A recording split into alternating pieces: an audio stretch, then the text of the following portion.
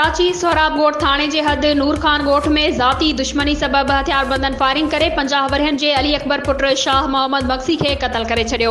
Firing सबब सॼे इलाइक़े में ख़ौफ़ पखिड़िजी वियो। जवाबदार मौक़े तां फरार थियण में कामयाब थी विया। फौती जे लाश खे पोस्टमार्टम लाइ अब्बासी शहीद अस्पताल मुंतक़िल कयो वियो। ज़रियनि मूजिब मक़तूल अली अकबर मक्सी जे भाइटे मथां कारह जो इल्ज़ाम हुयो जेको फरार थियल हुयो, जंहिं ते जवाबदारनि मक़तूल धुर खे अॻवाट ई ॼाण ॾिनी हुई त हू कारह इल्ज़ाम हेठि आयल शख़्स खे संदन हवाले कनि। जंहिं राति जवाबदारनि नूर खान ॻोठ में घर ॿाहिरां वेठल अली अकबर मथां हथियारनि जा मुंहं खोले छॾिया। ज़रियनि मूजिब जवाबदारनि इल्ज़ाम हेठि आयल नारी खे 1 महीनो अॻु क़त्ल करे छॾियो हुयो। वाटसन पारां वाक़िए जो केस अञा ताईं दाख़िल नाहे करायो वियो।